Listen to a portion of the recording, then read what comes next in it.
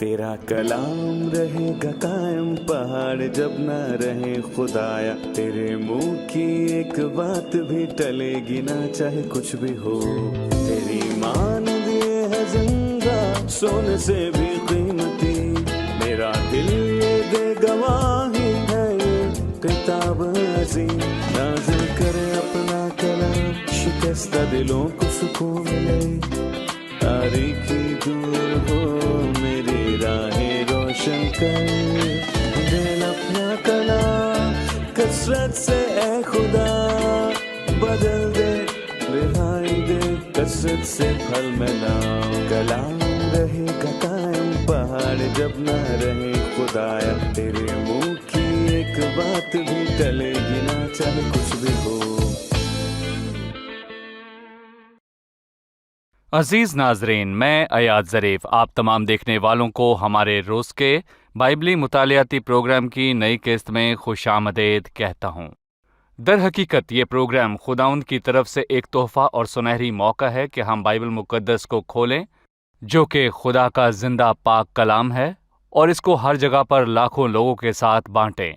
हम ऐसे दौर में हैं कि हमारे पास कलाम मौजूद है और उसकी आसूदगी भी है। इंसान को सिर्फ इतना करना है कि सीखने की रूह के साथ आए और खुदावंद से कहे, खुदावंद से पूछे कि ऐ खुदावंद तू मुझसे क्या चाहता है। खुदावंद फरमा, क्योंकि तेरा बंदा सुनता है। अगर आप हमें पहली बार देख रहे हैं तो मैं आपको बताता चलूं कि हम सालों से इस मुताले को पेश कर रहे हैं और हमने पैदाइश से शुरू किया, और हमारी तमाम एक साथ जो हैं हमारी वेबसाइट biblimutalia.com पर मौजूद हैं। और अगर आप हमें कुछ अरसा से देख रहे हैं तो मैं उम्मीद करता हूं कि इस प्रोग्राम के ज़रिए आपकी ज़िंदगी पर ज़रूर कुछ ना कुछ असर हुआ होगा। आज हम नए अहदनामे में से इफसियों की किताब का मुताला शुरू करेंगे। पौलुस रसूल ने यह ख़त इफसुस के ईमानदारों के नाम लिखा, लेकिन प्रोग्राम के आगाज़ से पहले मैं खुदा के खादिम भाई यूसुफ का खैर मकदम करूँगा। खुशामदीद भाई। बहुत शुक्रिया भाई। और स्टूडियो में आए दीगर मेहमानों को भी खुशामदीद। भाई यूसुफ, पहले हमें इस खत के मुतल्लिक बयान करें जो इफसियों की कलीसिया को लिखा गया। नए अहदनामे के बाकी खतूत से इसका क्या ताल्लुक है?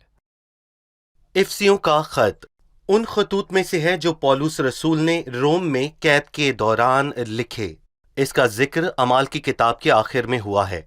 दूसरा, वो किराए के घर में रहा और वहां से उसने 4 खतूत भेजे, और इन खतूत को मसीही मुकाशफा में आला माना जाता है। इनमें इफसियों, फिलिपियों और कुलसियों और फिलेमोन का खत शामिल है, और ये 4 खतूत कैद में लिखे गए खतूत हैं। देखिए, मैं कहूँगा कि पौलुस के बहुत से खतूत हैं। 6 रसालत के खतूत हैं, और 4 कैद के खतूत हैं, और फिर 3 चरवाहे के खतूत हैं। फिर इब्रानियों का खत, जिसके लिए बाइबल में ये बयान नहीं है कि इसका मुसन्निफ पौलुस है। इस खत को पौलुस ने लिखा, लेकिन मैं कहूँगा कि पौलुस ने कुल मिलाकर 4 खतूत ही लिखे हैं। नए अहदनामे के 2/3 खतूत और नए अहदनामे की आधी से ज्यादा कुतुब पौलुस रसूल ने लिखी हैं।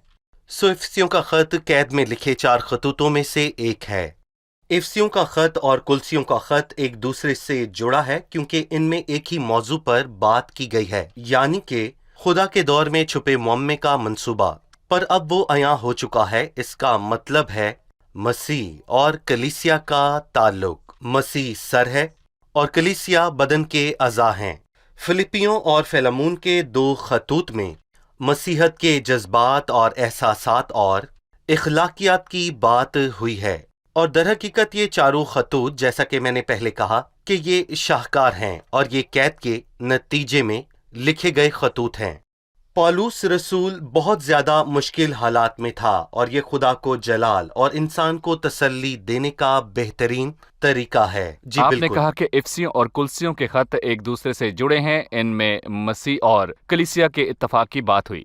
मसीह और कलीसिया। भाई यूसुफ, मैं आपसे पूछना चाहूंगा कि इफसियों और कुलसियों के खत में क्या मुशाबत है? मैंने बताया कि इफसियों और कुलसियों के खत में इस मुअम्मे पर बात हुई है, और इसके 2 पहलू हैं, मसीह और कलीसिया। कुलसियों के खत में मसीह पर तवज्जो दी गई है, और इफसियों के खत में कलीसिया पर तवज्जो दी गई है। और मुअम्मा सिर्फ मसीह नहीं, ना सिर्फ कलीसिया, बल्कि मसीह और कलीसिया का ताल्लुक है, क्योंकि वो सर और कलीसिया बदन है। कुलसियों में मसीह के सर होने का जिक्र है और इफसियों के खत में बदन की बात है जो कि दरअसल कलीसिया है। ये दोनों एक दूसरे से जुड़े हुए हैं और कुलसियों के खत में सर के जलाल का जिक्र है, जबकि इफसियों के खत में कलीसिया की बरकत का जिक्र हुआ है। ठीक है, और इसीलिए हम इफसियों के खत में 2 मरतबा रूहुल कुद्स के बारे में पढ़ते हैं, जबकि कुलसियों के खत में सिर्फ 1 मरतबा इसकी बात हुई है। और किसी ने खूबसूरत बात कही कि इब्रानियों के नाम खत में मसीह के कामों का जिक्र हुआ है और इफसियों के खत में रूहुल कुद्स के मुख्तलिफ कामों की बात हुई है। और फिर जैसा कि मैंने पहले कहा कि इफसियों के खत में रूहुल कुद्स के नाम का जिक्र 12 मरतबा किया गया है। क्यों? क्योंकि वो राब्ता। वाहिद राब्ता है जो हमें सर से जोड़ता है। मसीह सर जो आसमान पर है और हम जमीन पर, और सर को बदन से कौन जोड़ता है? रूह। रूहुल कुद्स जमीनी ईमानदारों को आसमान के सर से जोड़ता और है। हमें भूलना नहीं चाहिए कि कलीसिया पेंतिकोस्त के दिन कायम हुई और फिर सर से इसका राब्ता हुआ। रूहुल कुद्स पेंतिकोस्त के दिन पर ईमानदारों पर नाजिल हुआ। बिल्कुल। हम यूं कहें कि इफसियों का खत इफसुस की कलीसिया के ईमानदारों को लिखा गया, लिहाजा हमें जानने की जरूरत है कि इफसुस में कलीसिया किस तरह कायम हुई।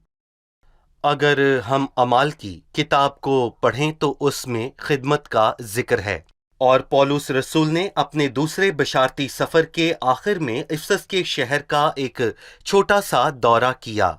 अकूला और परसिका उसके साथ थे, पर वो उन्हें छोड़ आया और उनको वादा किया कि वो फिर इफसस आएगा क्योंकि वो अपने सफर के इख्तिताम पर था, और उसने अपना वादा पूरा किया। वो अपने तीसरे बशारती सफर में उनके पास आया और वो उनके साथ काफी देर रहा और वो किसी और कलीसिया में इतनी देर ना रुका। यहाँ वो तकरीबन 3 साल रहा और एक मजबूत और उभरती हुई कलीसिया कायम हुई।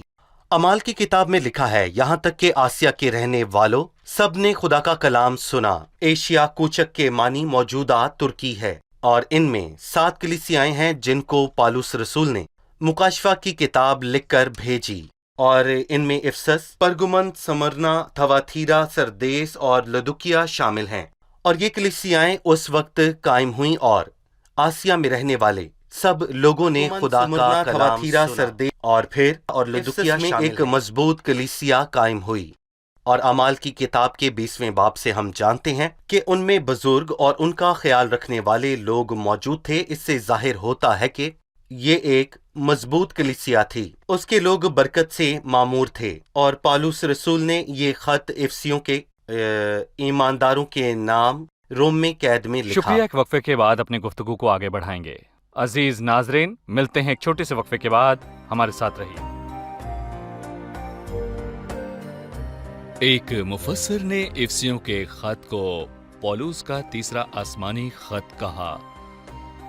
एक और ने कहा ये नए अहदनामे की बुलंदी है, क्योंकि ये बाइबल मुकद्दस के पहाड़ों में से सबसे ऊंचे पहाड़ की मानिंद है। ये कलीसिया के नाम खत है।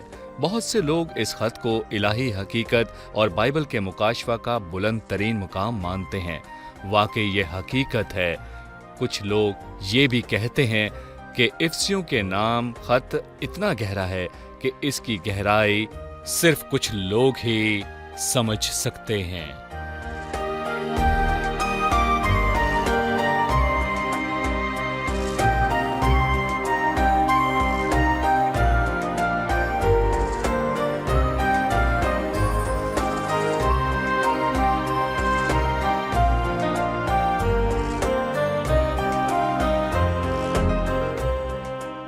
खुशामदीद। हम इफसियों का खत का मुताला करने के लिए दोबारा हाजिर हैं, लेकिन उससे पहले लेंगे मेहमानों से एक सवाल। हमें इफसुस में रहने वाले लोगों की तिजारती और मजहबी फितरत के बारे में कुछ बताएं। जी भाई यूसुफ। दरअसल इफसस का शहर एशिया कूचक का सबसे बड़ा शहर था।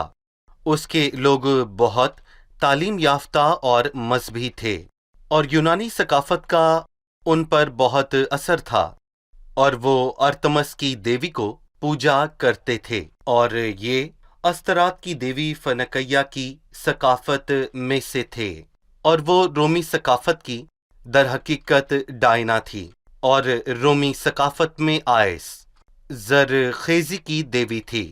वो लोग उसको पूजते और कहते थे कि इफसस के शहर में मौजूद जिसको वो डायना के मंदिर में पूजते थे वो ज़रूरत से उतरी, यानी आसमान से आई थी। और ये हमपरस्ती आज भी काफी जगहों पर मौजूद है। आज तक? माफ कीजिएगा, आज क्या? तक? आज तक, जी बिल्कुल। कहते हैं कि ये बुत फलां जगह से उतरा है, और यकीनन ये साबित करना बहुत ही मुश्किल है। वो मजहबी थे और पाक मुकाम और हज की वजह से ये मेरा शहर था। अपनी मजहबी और हमपरस्ती की वजह से इस शहर को फायदा होता था। यहाँ तक कि जब पौलुस ने इफसस के शहर में मुनादी की तो इससे उस पेशे वालों के कारोबार पर इसका असर हुआ, और उन्होंने वहां पर बुलावा किया, और इसका जिक्र अमाल के 19वें बाब में हुआ है। वो 2 घंटों तक चलते रहे। इफसियों की अर्थमस बड़ी है, और अमाल की किताब में ये लिखा है कि बास कुछ चिल्लाए और बास कुछ, क्योंकि मजलिस दरम भरम हो गई थी। आज भी हम ऐसा ही देखते हैं, लोग चिल्लाते हैं और बरहम होते हैं, जबकि उन्हें मालूम नहीं कि बुनियादी तौर पर उनके इकट्ठे होने और बुलावा मचाने की असल वजह क्या है। सो इससे जाहिर होता है कि इंसानों में मजहबी अनासर मौजूद है। ये एक जैसी छाप छोड़ता है, तो भी जो हम परस्ती करते थे वो और उनका कारोबार बहुत ही अच्छा चल रहा था। और पौलुस ने ईमानदारों में मसीह से मिलने वाली उन बरकत की मुनादी की जो ढूंढने से भी नहीं मिलती, और इस मामूली मुनाफे की दरअसल अहमियत जो पेशावर मिजार बनाकर उनसे कमाते हैं, और ये उस मुनाफे के सामने कुछ भी नहीं जो इफसस के ईमानदारों को खुदावंद यीशु पर ईमान लाने से हुआ। जी ठीक है भाई यूसुफ, इस खत का मुताला करते हुए इसको समझने के लिए हमें चाहिए कि इसकी तकसीम को समझें। इसकी तकसीम के हवाले से बताइए। खुशकिस्मती से इसकी बहुत आसान तकसीम है, और इसके 6 अबवाब हैं। पहले 3 अबवाब में एक बात हुई और अगले अबवाब में दूसरी बात हुई है। पहले 3 अबवाब में इस्तिकाक का जिक्र है, और अगले 3 अबवाब में वादों का जिक्र है। ये इस्तिकाक और जिम्मेदारी है। 3 अबवाब में मसीह के बदन में अज़ा होने के इस्तिकाक का जिक्र हुआ है, और 3 अबवाब में इससे वाबस्ता जिम्मेदारी की बात हुई है। और इसीलिए मैं यहाँ पर कहूँगा कि पहले हिस्से में अहम लफ्ज़ है मसीह में, और दूसरे हिस्से में खुदा में। इसका ताल्लुक आम ख्याल से है। इस खत के आगाज में वो मुकद्दसों और ईमानदारों से मुखातिब हुआ है। बाइबल के बाकी तर्जुमों के मुताबिक वो मुकद्दसों और वफादारों से मुखातिब हुआ है, और अगले 3 अबवाब में वफादारों से बात की है। यकीनन ये वही लोग हैं, लेकिन मुकद्दसीन के तौर पर उसने उनके इस्तिकाक की बात की है, और यहाँ पर मैं कहूँगा कि वफादार होते हुए उनकी तमाम जिम्मेदारियों का जिक्र किया है। शुरुआत में आपने कहा कि इस खत में 12 मरतबा रूहुल कुद्स का जिक्र हुआ है। मैं पूछना चाहूँगा, क्या इस खत में और भी लफ्ज़ दोहराए गए हैं जिनसे इस खत का मौजू जाहिर हो? मिसाल के तौर पर आसमानी मुकामों में इस सिर्फ से कोई खत की नुमाया बात जाहिर होती है, और हम जानते हैं कि हमारी बरकत आसमानी मुकामों से आती है। जब मसीह जी उठा तो वो आसमानी मुकाम में गया, और हम भी जी उठने के बाद आसमानी मुकामों में जाएंगे। हमारी मुनादी और गवाही जो हाकिमों और इख्तियार वालों को देते हैं वो आसमानी मुकामों में है, और हमारी जंग भी आसमानी मुकामों में है, और इसीलिए ये अल्फाज आसमानी मुकामों में पहली कुंजी है जो कि इस बाबरकत खत की बात करती है। चलिए अब जानते हैं मेहमानों से उनका सवाल। पौलुस रसूल ने यह खत इफसस के लोगों को लिखा। सवाल है कि क्या यह सिर्फ इफसस के लिए लिखा गया या बाकी कलीसिया के लिए भी? जी, क्या ये सिर्फ इफसुस के ईमानदारों के लिए है और ये बाकी कलीसियाओं के लिए नहीं है? दरअसल अगर ये सिर्फ उस वक्त इफसस के ईमानदारों के लिए होता तो ये पाक मुकामों में शामिल ना होता। सो पाक मुकाशफा में इसके शामिल होने के मानी है कि ये सिर्फ उस वक्त और उस दौर के लिए नहीं, वरना ये बाइबल मुकद्दस में शामिल क्यों किया जाता, ये शामिल नहीं होना था। और इफसियों के खत के हवाले से मैं कहूँगा कि ये सबसे ज्यादा गर्दिश करने वाला खत है, और बहुत से मुफस्सिरीन का यही कहना है, और मैं कहूँगा कि ये खत तमाम कलीसियाओं में गर्दिश हुआ। और इसका ये सबूत है कि पौलुस रसूल इफसियों में 3 साल रहा और इफसस में उसके बहुत से जानने वाले थे। लेकिन मैं ये भी कहूँगा कि हमने नाम बनाम उन सबको सलाम नहीं किया। तो ये खत सिर्फ इफसस के लिए नहीं, बल्कि ये खत ہر جگہ گردش کرتا رہا۔ یہ افسس سے ہے، یہ سمرنا اور پرگمان اور پھر سارے علاقے میں گیا۔ مثال کے اس کے طور پر برعکس رومیو کے خط کے آخر میں جی سب کو صحیح، سلام کہا گیا۔ بالکل، رومیو کے خط کے آخری باب میں اس نے سب کو سلام دیا، لیکن افسیوں کے خط میں اتنے دوست ہونے کے باوجود پولس رسول نے کسی کا ذکر نہیں کیا۔ صحیح۔ بھائی یوسف، آپ نے کہا کہ مکاشفہ کی کتاب میں افسس کے شہر اور افسس کی کلیسیا کے لیے ایک پیغام موجود ہے، خاص کر مکاشفہ 2 میں۔ اس خط میں بھی ان کے لیے کلام ہے۔ افسس کی کلیسیا کی حالت پر اپنی رائے دیجیے۔ افسس کے خط میں اور مکاشفہ کے خط میں ان کی حالت کیسی تھی، اور اس خط میں ان کے لیے کیا بات ہے، اور مکاشفہ کی کتاب میں ان کے لیے کیا کہا گیا ہے؟ کیا ان کی حالت میں کوئی فرق آیا؟ میں پوچھنا چاہوں گا، ان دو پیغامات میں کوئی الزام بالواسطہ بات یا حوصلہ افزائی موجود ہے؟ دراصل ہم کہہ سکتے ہیں کہ افسیوں کے نام 4 خطوط لکھے ہیں۔ اگر ان کو جوڑیں تو ان کی ایک جیسی تعلیم ملتی ہے۔ پہلا خط پولس نے روم کی قید میں لکھا اور اس میں اعلیٰ مکاشفات ظاہر ہوئے، جس سے معلوم ہوتا ہے کہ وہ سب اچھی حالت میں تھے، ورنہ پولس رسول ان کو اس امتیاز اور بلند استحقاق کے متعلق کبھی نہ بتاتا۔ اس کے بعد اس نے تیموتھیوس کے نام ایک خط لکھا۔ اس نے اس سے کہا کہ افسس میں رہ کر بعض شخصوں کو حکم کر دے کہ وہ اور طرح کی تعلیم نہ دیں، یعنی کہ اسے تیموتھیوس میں تھوڑا سا خدشہ بھی ظاہر ہوا۔ پھر اس نے ایک اور خط لکھا، تیموتھیوس کے نام دوسرا خط، اور دکھ بھرے الفاظ کہے۔ اس نے کہا کہ تو یہ جانتا ہے کہ آسیا کے سب لوگ مجھ سے پھر گئے ہیں، خداوند سے نہیں بلکہ پولس رسول کی تعلیم سے پھر گئے ہیں۔ مکاشفہ 2 باب میں ہم یہ پڑھتے ہیں کہ میں تیرا کلام، تیری مشقت اور تیرا صبر تو جانتا ہوں، مگر مجھ کو تجھ سے یہ شکایت ہے کہ تو نے اپنی پہلی سی محبت چھوڑ دی۔ یقیناً ایسا ممکن ہے اور ہمیں سبق ملتا ہے کہ ہر ابھرتی کلیسیا اس سے ہوشیار رہے، کیونکہ شیطان کی مسیح کی گواہی کے خلاف جنگ ابھی جاری ہے۔ صحیح۔ ہم وقفے کے بعد مطالعے میں آگے بڑھیں گے۔ ناظرین، ملتے ہیں ایک چھوٹے سے وقفے کے بعد۔ اس دوران اگر آپ کا کوئی بھی سوال ہو تو ہمیں لکھ بھیجیے، ہم اس کا جواب آپ کو ضرور دیں گے۔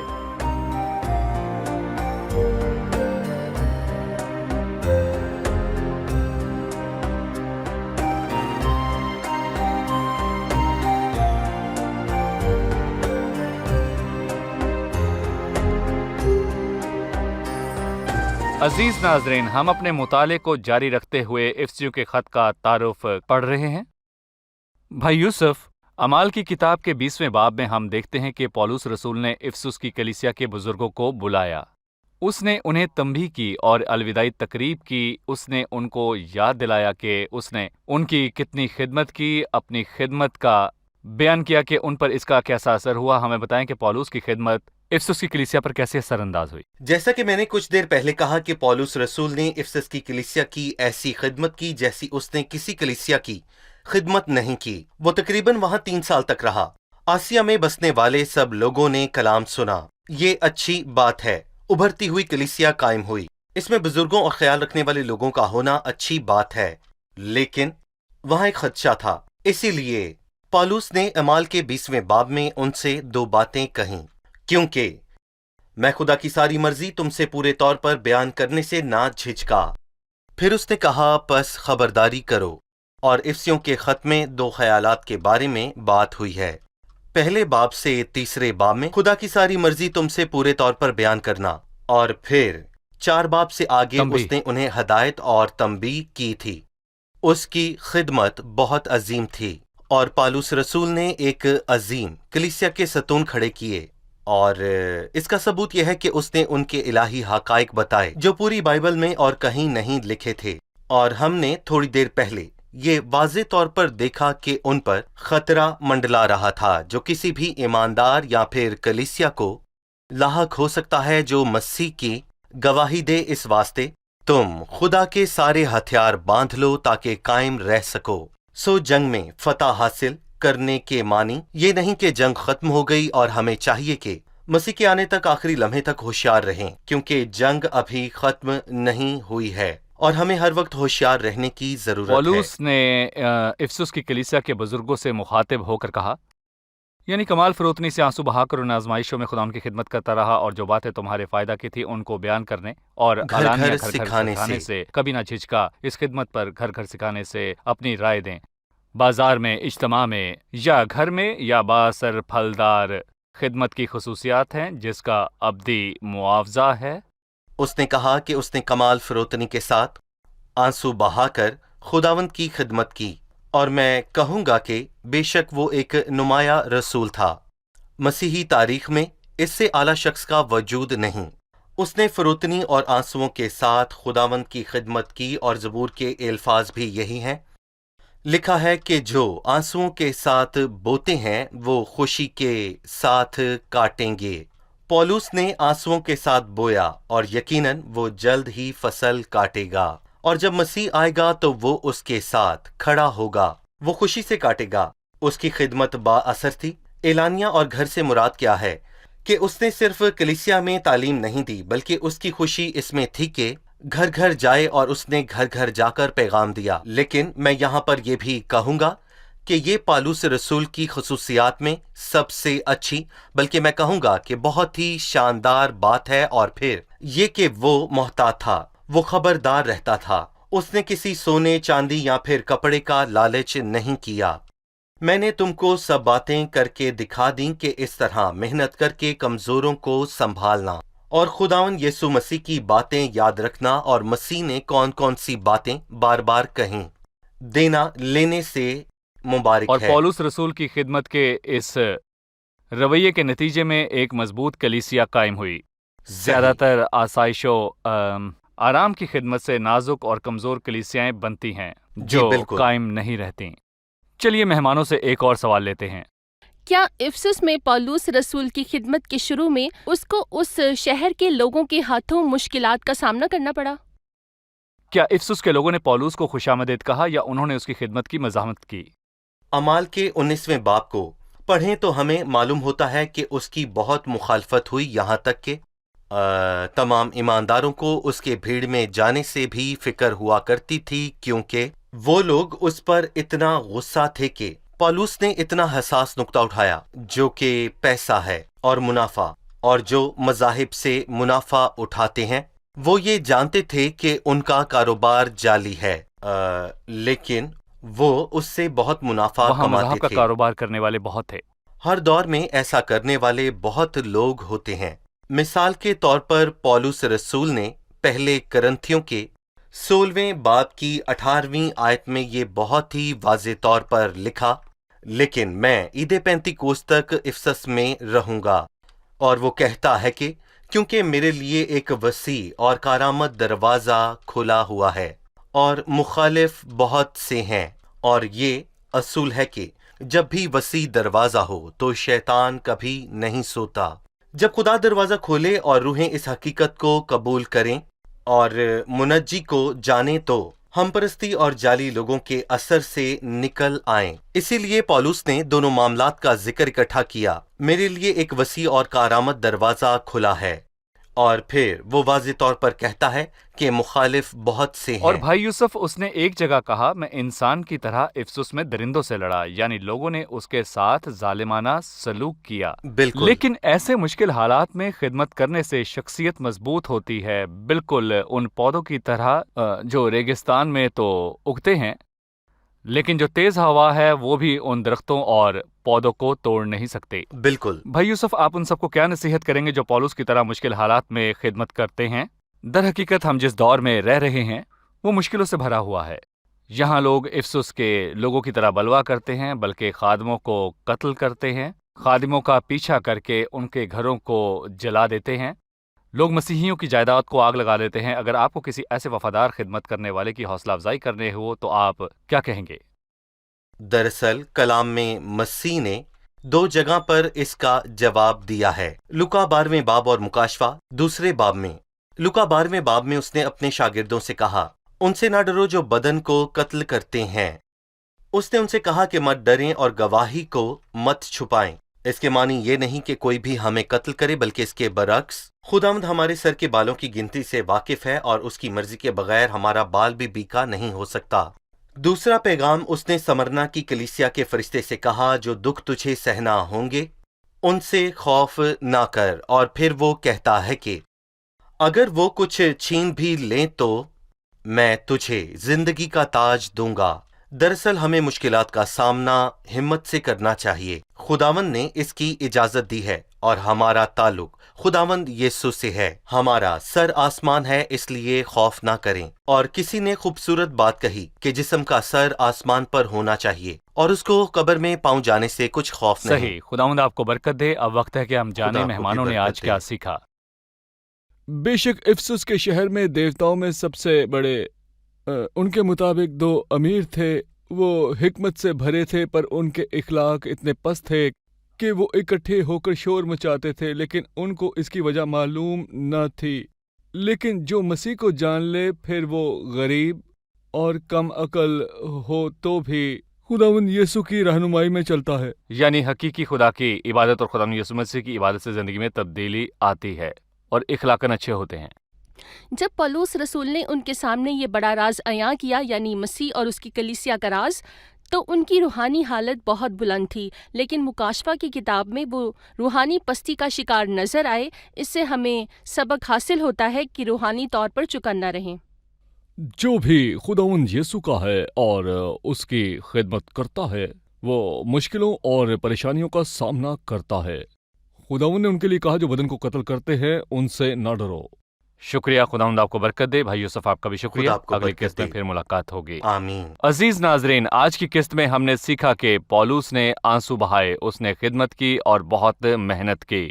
اس نے روح القدس کی مدد سے یہ سب کیا اور مسیح کے لیے شریر لوگوں کو تبدیل کیا، انہیں جیتا۔ افسس کے لوگوں کے اخلاق اور اخلاقیات یہ دونوں چیزیں بری تھیں، حتیٰ کہ ان کی عبادت کا تعلق بھی ناپاکی سے تھا، لیکن خدا کا فضل لوگوں کو ناپاکی سے نکال کر جلال کی بلندی میں لے آتا ہے۔ اور پولس آنسو بہاتا تھا، اس نے افسس میں بوئے بیجوں کو پانی دیا اور اپنی آنکھوں سے اس کا نتیجہ دیکھا۔ کاش کہ ہم یہ جان لیں کہ خدمت محنت کا کام ہے اور اس سے مسیح کو جلال ملتا ہے۔ اگلی قسط میں پھر ملاقات ہوگی۔ خداوند آپ کو برکت دے۔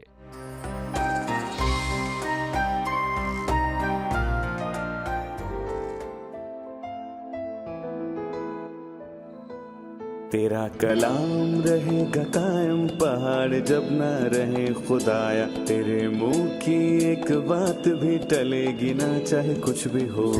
تیری مان دیے ہے زندہ، سونے سے بھی قیمتی، میرا دل یہ دے گواہی ہے، یہ کتاب عظیم نازل کرے اپنا کلام، شکستہ دلوں کو سکون ملے، تاریکی دور ہو میری راہیں روشن کر، دل اپنا کلام کثرت سے اے خدا بدل دے، رہائی دے کثرت سے پھل ملاؤ۔ کلام رہے گا قائم، پہاڑ جب نہ رہے خدایا، تیرے منہ کی ایک بات بھی ٹلے گی نہ، چاہے کچھ بھی ہو۔